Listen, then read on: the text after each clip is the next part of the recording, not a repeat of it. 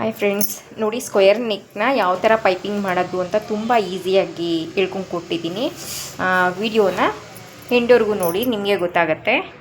ನೋಡಿ, ಹೊಸದಾಗಿ ಯಾರ್ಯಾರು ಟೈಲರ್ ಆಗ್ತಾ ಇದ್ದೀರಾ ಅವ್ರಿಗೆಲ್ಲ ತುಂಬ ಯೂಸ್ಫುಲ್ ಆಗುತ್ತೆ ಈ ವಿಡಿಯೋ. ಹಾಯ್ ಫ್ರೆಂಡ್ಸ್, ಎಲ್ಲರಿಗೂ ನಮಸ್ತೆ. ಸಖಿ ಸಮೃದ್ಧಿ ಅಚೀವ್ ಕನ್ನಡ ಬ್ಲಾಗ್ಗೆ ಸ್ವಾಗತ. ಎಲ್ಲರೂ ಹೇಗಿದ್ದೀರಿ? ಎಲ್ಲರೂ ಆರೋಗ್ಯವಾಗಿದ್ದೀರಾ? ಇವತ್ತು ನಾನು ಸ್ಕ್ವೇರ್ ನೆಕ್ಕು ಯಾವ ಥರ ಪೈಪಿಂಗ್ ಮಾಡೋದು ಅಂತ ಹೇಳ್ಕೊಂಡು ಕೊಡ್ತೀನಿ. ಅದಕ್ಕೆ ಮಾಮೂಲಿ 1.5 ಇಂಚ್ ಬಟ್ಟೆ ಕಟ್ ಮಾಡ್ಕೊಂಡಿದ್ದೀನಿ ಕ್ರಾಸಾಗಿ. ನೋಡಿ, ಈ ಥರ ಕ್ರಾಸಾಗಿ ಕಟ್ ಮಾಡ್ಕೊಂಡಿದ್ದೀನಿ. ಏನಿದೆ ನೋಡಿ, ಈ ಥರ ಕ್ರಾಸ್ದು ಇದನ್ನು ಸ್ಟಿಚಿಂಗ್ ಮಾಡ್ಕೊಳ್ತಾ ಇದ್ದೀನಿ ಫ್ರೆಂಡ್ಸ್.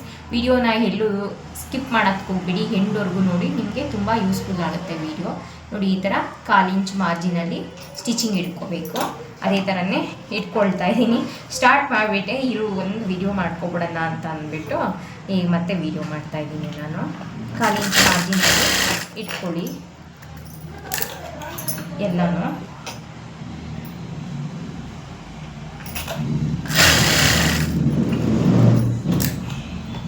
ಇದು ಬಟ್ಟೆ ಉಲ್ಟಾ ಸೀದಾ ಗೊತ್ತಾಗೋದಿಲ್ಲ, ಅದಕ್ಕೆ ನಾನೇನು ಮಾಡಿದ್ದೀನಿ, ಸೀದಕ್ಕೆ ಮಾರ್ಕಿಂಗ್ ಚಾಕಲ್ಲಿ ಈ ಥರ ಮಾರ್ಕ್ ಹಾಕ್ಕೊಬಿಟ್ಟಿದ್ದೀನಿ.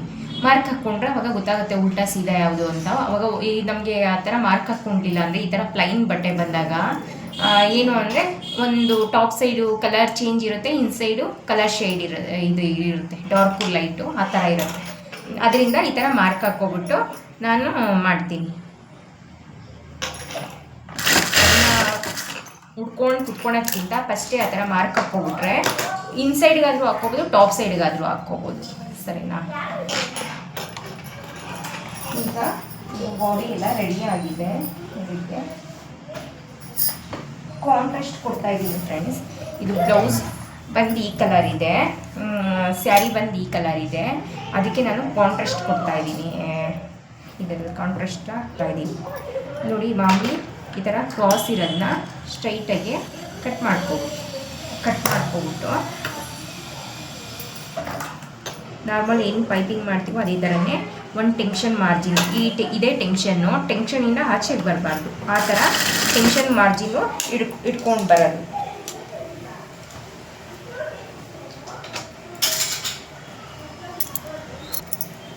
ಪೈಪಿಂಗ್ ಪೀಸ್ ಮಾತ್ರ ಎಳ್ಕೊಳ್ಳಿ, ಬಾಡಿ ಪೀಸ್ನ ಯಾವುದೇ ಕಾರಣಕ್ಕೂ ಎಳೆಯೋಕ್ಕೆ ಹೋಗಬೇಡಿ. ಸರಿನಾ? ಪೈಪಿಂಗ್ ಪೀಸ್ ಮಾತ್ರ ಲೈಟಾಗಿ ಎಳ್ಕೊಂಡು ಒಂದು ಟೆನ್ಷನ್ ಮಾರ್ಜಿನ್ ಏನಿದೆ ಅದನ್ನು ಇಟ್ಕೊಂಡು ಬನ್ನಿ.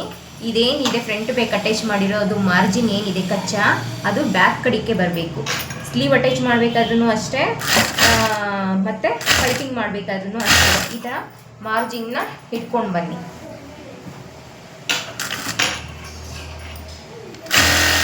ಇದು ಏನು ಹೇಳಿ, ಸ್ಕ್ವೇರ್ ನೆಕ್ ಕಟ್ ಮಾಡಿರೋದು ನಾನು. ಸ್ಕ್ವೇರ್ ನೆಕ್ ಅಲ್ವಾ?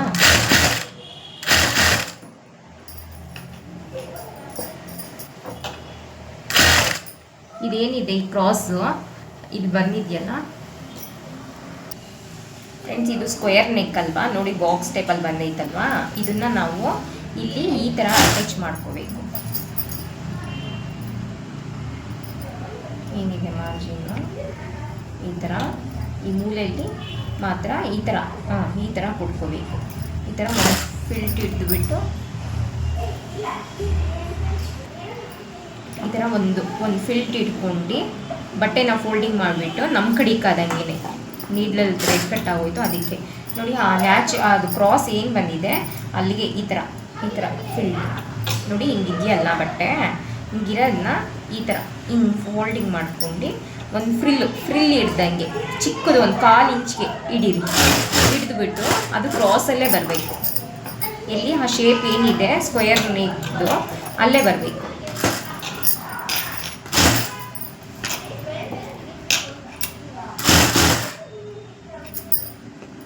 ಮತ್ತು ಈ ಕಡೆ ಬರ್ತೀವಲ್ವಾ, ಈ ಕಡೆ ಬಂದಾಗ ನೋಡಿ, ಈ ಸೈಡ್ ಆಪೋಸಿಟ್ ಟೈಮ್ಗೆ ಕೊಡಬೇಕು ಒಂದು ಫ್ರಿಲ್. ಅಂದರೆ ಅದು ಅಲ್ಲಿ ನ್ಯಾಚ್ ಹುಡ್ಕೊಳ್ತೀವಿ ನಾವು, ಅದರಿಂದ ಅದು ಬಿಟ್ಟರೆ ಅಂದರೆ ಇನ್ನು ಮಾಮೂಲಿ ಎಲ್ಲ ನಾರ್ಮಲ್ ನಾವು ಯಾವಾಗಲೂ ಯಾವ ಥರ ಮಾಡ್ತೀವಿ ನೋಡಿ ಅದೇ ಥರನೇ ಬರುತ್ತೆ. ಎಲ್ಲ ಅಟ್ಯಾಚ್ ಮಾಡ್ಕೊಬಿಡಿ ಫ್ರೆಂಡ್ಸ್, ಇದೇ ಥರನೇ. ಫ್ರೆಂಡ್ಸ್, ಈ ಥರ ಮಾಡಿಕೊಂಡೆ ಅಟ್ಯಾಚ್ ಮಾಡ್ಕೊಂಡ್ಮೇಲೆ ಇದನ್ನು ಮಾಮೂಲಿ ಒಂದು 1/4 ಇಂಚು 1/2 ಇಂಚು ಬಿಟ್ಟು ಇದನ್ನು ಕಟ್ ಮಾಡ್ಕೊಳ್ಳಿ. ಕಟ್ ಮಾಡ್ಕೊಬಿಟ್ಟು ಇದು ಏನಿದೆ ಫ್ರಂಟಲ್ಲಿ ಮಾಮೂಲಿ ಪೈಪಿಂಗ್ ಮಾಡಬೇಕಾದ್ರೆ ಯಾವ ಥರ ಫ್ರಂಟಲ್ಲಿ ಒಂದು 3 ನ್ಯಾಚು, ಬ್ಯಾಕಲ್ಲಿ ಈ ಥರ ನ್ಯಾಚ್ ಹಾಕೊಬಿಡ್ಬೇಕು. ನೋಡಿ ಫ್ರೆಂಡ್ಸ್, ನಾವು ಸ್ಕ್ವೇರ್ ನೆಕ್ ಶೇಪಲ್ಲಿ ಅಲ್ವಾ ಇದು ಮಾಡ್ಕೊಂಡಿರೋದು, ಇದನ್ನು ಇವಾಗ ಹಿಂಗೆ ನ್ಯಾಚ್ ಹೊಡ್ಕೋಬೇಕು. ಸರಿನಾ? ಇಷ್ಟೇ, ಬಟ್ಟೆ ಡ್ಯಾಮೇಜ್ ಆಗಬಾರ್ದು, ಸ್ಟಿಚಿಂಗ್ ಯಾವುದೇ ಕಾರಣಕ್ಕೂ ಕಟ್ ಆಗಬಾರ್ದು. ಆ ಥರ ಇಲ್ಲಿ ನೋಡಿ ಝೂಮ್ ಮಾಡ್ಕೊಂಡು ಇಲ್ಲಿ ಏನು ನಾವು ಫಿಲ್ಟ್ ಹಿಡ್ದಿದ್ವಲ್ಲ, ಒಂದು ಡಾಟ್ಸ್ ನೆರಿಗೆ ಥರ ಹಿಡ್ದಿದ್ವಲ್ಲ, ಬಟ್ಟೆ ಪೈಪಿಂಗ್ ಬಟ್ಟೆ ಮತ್ತು ಬಟ್ಟೆ ಎರಡೂ ಬರೋ ಆ ಥರ ಈ ಥರ ನ್ಯಾಚ್ ಹೊಡ್ಕೋಬೇಕು. ಸರಿನಾ? ಹೊಡ್ಕೊಂಡು ಇದೇನಿದೆ ನೋಡಿ, ಈ ಕಚ್ಚಾ ಏನಿದೆ ಅದ್ರ ಮೇಲೆ ಇದು ಈ ಥರ ನೋಡಿ, ಇದು ಹಿಂಗಿದೆ, ಅದನ್ನು ಈ ಥರ ಫೋಲ್ಡಿಂಗ್ ಮಾಡ್ಕೊಂಡು ಒಂದು ಟೆನ್ಷನ್ ಮಾರ್ಜಿನಲ್ಲೇ ಇಟ್ಕೊಂಡು ಬನ್ನಿ. ಸರಿನಾ?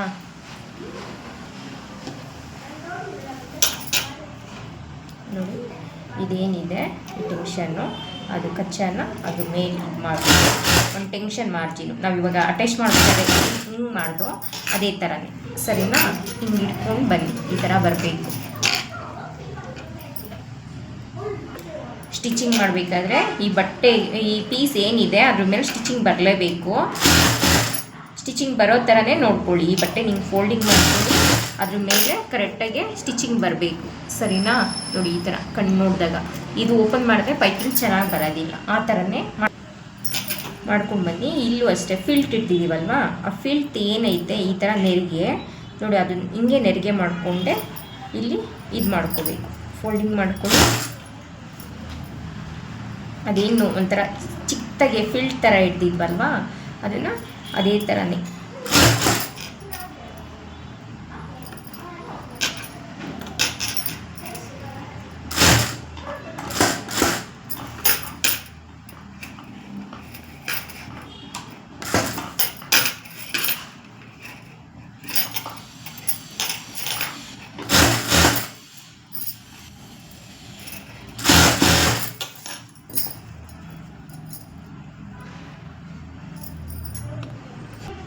ಇಲ್ಲೂ ಅಷ್ಟೇ ಫಿಲ್ಟ್ನ ಅದೇ ಥರನೇ ಇದು ಮಾಡಿಬಿಟ್ಟು ಆಮೇಲೆ ಈ ಥರ ತೊಳ್ಕೊಂಡು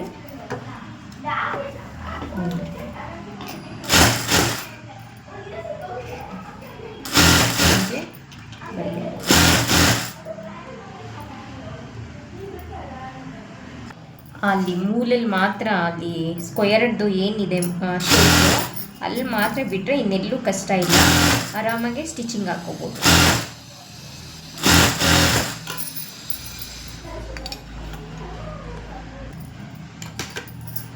ನೋಡಿ ಫ್ರೆಂಡ್ಸ್, ನಾವು ಈ ಥರ ಅಟ್ಯಾಚ್ ಮಾಡ್ಕೋಬೇಕು. ಸರಿನಾ? ಈ ಥರ ಅಟ್ಯಾಚ್ ಮಾಡ್ಕೊಂಡು ಈ ಎಕ್ಸ್ಟ್ರಾ ಬಟ್ಟೆ ಏನಿದೆ ನೋಡಿ ಹಿಂಗೆ ಬಂದಿರಬೇಕು, ಇದನ್ನ ನಾವು ಕಟ್ ಮಾಡ್ಕೋಬೇಕಾಗತ್ತೆ. ಸ್ಟಿಚಿಂಗಿಂದ ಪಕ್ಕದಲ್ಲಿ ಏನು ಬರುತ್ತೆ ನೋಡಿ, ಈ ಥರ ಬಟ್ಟೆ ಹುಷಾರು, ಬಟ್ಟೆ ಯಾವುದೇ ಕಾರಣಕ್ಕೂ ಡ್ಯಾಮೇಜ್ ಆಗಬಾರ್ದು. ನೋಡಿ, ಈ ಥರ ಕಟ್ ಮಾಡ್ಕೊಂಡು ಬಂದುಬಿಡಿ, ನಿಧಾನಕ್ಕೆ ನೋಡ್ಕೊಂಡು. ಸರಿನಾ? ತೋರಿಸ್ತೀನಿ ಪೈಪಿಂಗ್ ಯಾವ ಥರ ಮಾಡೋದು ಅಂತ. ಫ್ರೆಂಡ್ಸ್, ಇವಾಗ ಪೈಪಿಂಗ್ ಮಾಡೋಣ ನೋಡಿ. ಇದು ಕಟ್ ಮಾಡಿಕೊಂಡೆ ಇದೇ ಥರನೇ ಬರಬೇಕು.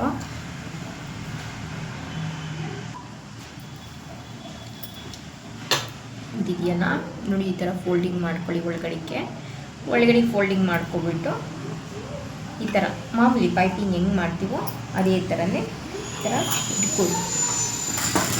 ಬಟ್ಟೆ ಮೇಲೂ ಸ್ಟಿಚಿಂಗ್ ಬರಬಾರ್ದು, ಪೈಪಿಂಗ್ ಮೇಲೂ ಬರಬಾರ್ದು. ಸರಿನಾ?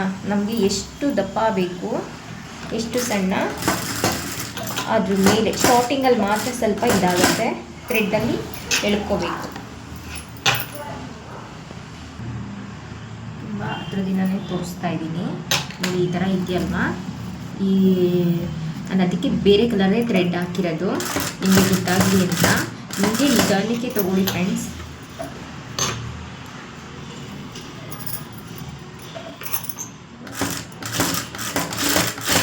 ಈ ಕೈಯಲ್ಲಿ ಈ ಥರನೇ ಹಿಂಗೆ ಎಳ್ಕೋಬೇಕು. ಶೇಪ್ ಹೆಂಗೆ ಬರುತ್ತೆ ರೌಂಡ್ ಶೇಪು ಅದೇ ಥರನೇ ಎಳ್ಕೋಬೇಕು.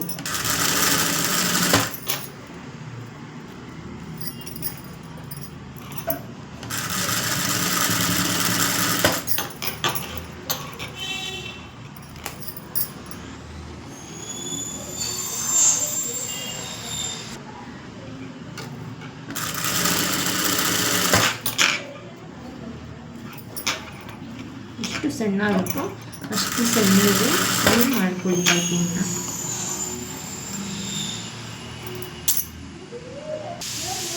ನೋಡಿ ಫ್ರೆಂಡ್ಸ್, ಇವಾಗ ನೀವು ಕಾಣ್ತಿರ್ಬೋದು ಪೈಪಿಂಗ್ ಎಷ್ಟು ಸಣ್ಣ ಬಂದಿದೆ ಅಂತ ಅಂದ್ಬಿಟ್ಟು.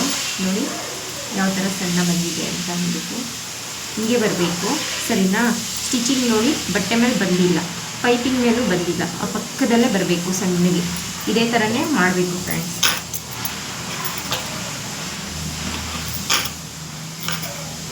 ಅದಷ್ಟು ಇಟ್ಕೊಳ್ಳಿ, ನಿಮಗೆ ಬರಬೇಕು.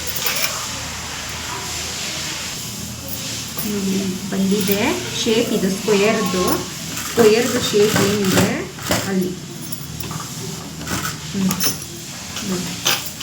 ಹೀಗೆ ತಿರ್ಸ್ಕೊಳ್ಬೇಕು. ಅಲ್ಲೂ ಅಷ್ಟೇ ಅದೇ ಥರನೇ ಸಣ್ಣದಾಗೆ ಕೊಡೋದು.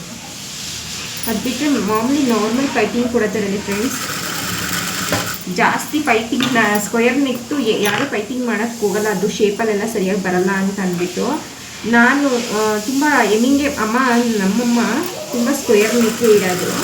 ಅವರು ಬೇರೆಯವ್ರ ಹತ್ರ ಹೊಲ್ಸ್ಕೋಬೇಕಾದ್ರಲ್ಲ ಅದೇ ಥರನೇ ನಾನು ಟ್ರೈ ಮಾಡ್ತೀನಿ ಇರಮ್ಮ ಅಂತ ಅಂದ್ಬಿಟ್ಟು ನಮ್ಮಮ್ಮನಿಗೆ ಮಾಡಿದೆ. ಚೆನ್ನಾಗಿ ಬಂತು ಸ್ಕ್ವೇರ್ ನೆಕ್ ಪೈಪಿಂಗು, ಚೆನ್ನಾಗಿ ಬರುತ್ತೆ. ಅಲ್ಲಿ ನ್ಯಾಚ್ ಹೊಡ್ಕೊಂಡಿರೋ ಮೂಲೆಯಲ್ಲಿ ಮಾತ್ರ ಶೇಪ್ ಸ್ವಲ್ಪ ನಮಗೆ ಅಟ್ಯಾಚ್ ಮಾಡಬೇಕಾದ್ರೂ ಅಷ್ಟೇ, ಪೈಪಿಂಗ್ ಕೊಡಬೇಕಾದ್ರೂ ಅಷ್ಟೇ ಚೆನ್ನಾಗಿ ಬಂದುಬಿಟ್ರೆ ಸರಿ ಇರುತ್ತೆ ಫ್ರೆಂಡ್ಸ್. ತುಂಬ ಈಸಿ ಇದೆ.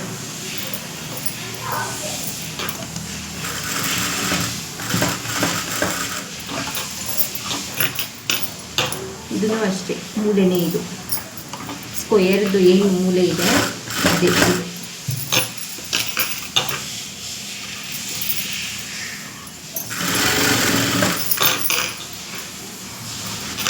ಅದು ಬಿಟ್ಟರೆ ನೋಡಿ ಇದೇ ಥರನೇ ಕುತ್ಕೊಂಡು ಹೋಗ್ಬೇಕು. ಫಾಸ್ಟಾಗಿ ಮಾಡೋಕ್ಕೆ ಹೋಗಬೇಡಿ. ಫಾಸ್ಟಾಗಿ ಮಾಡಿದ್ರೆ ಅಂದರೆ ಅದು ಸ್ಟಿಚಿಂಗು ಕರೆಕ್ಟಾಗಿ ಸೆಂಟ್ರಿಗೆ ಬರೋದಿಲ್ಲ. ಪೈಪಿಂಗ್ ಪಕ್ಕದಲ್ಲೇ ಬರಬೇಕು. ಪೈಪಿಂಗ್ ಪಕ್ಕದಲ್ಲೇ ನಾವು ಬಟ್ಟೆ ಏನು ಅಟ್ಯಾಚ್ ಮಾಡಿರ್ತೀವಿ ನೋಡಿ ಅದೇ ಪ್ಲೇಸಲ್ಲೇ ಬರಬೇಕು. ಅದು ಮುಂದೆ ಈ ಥರನೇ ಇಟ್ಕೋಬೇಕು. ಒಂದು ಕೈಯಲ್ಲಿ ಎಳ್ಕೋಬೇಕು, ಇನ್ನೊಂದು ಕೈಯಲ್ಲಿ ಫೋಲ್ಡಿಂಗ್ ಮಾಡಿಬಿಟ್ಟು ಹೀಗೆ ಇಟ್ಕೋಬೇಕು. ಈ ಕೈಯಲ್ಲಿ ಫಸ್ಟೇ ಎಷ್ಟು ಸಣ್ಣ ಬೇಕೋ ಅಷ್ಟು ಇದನ್ನು ಈ ಥರ ಮಾಡ್ಕೊಬಿಟ್ಟು ಒಂದು ಕೈಯಲ್ಲಿ ಹಿಂಗೆ ಎಳ್ಕೊಂಡು ಹಿಂಗೆ ಕಳಿಸ್ಬೇಕು.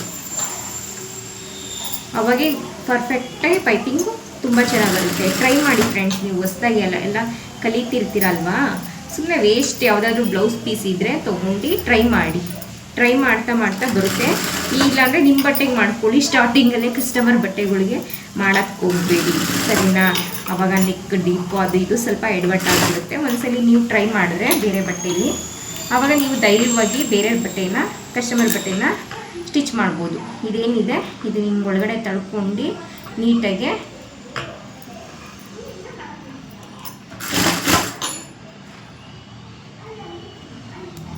ತುಂಬ ಈಸಿ ಇದೆ.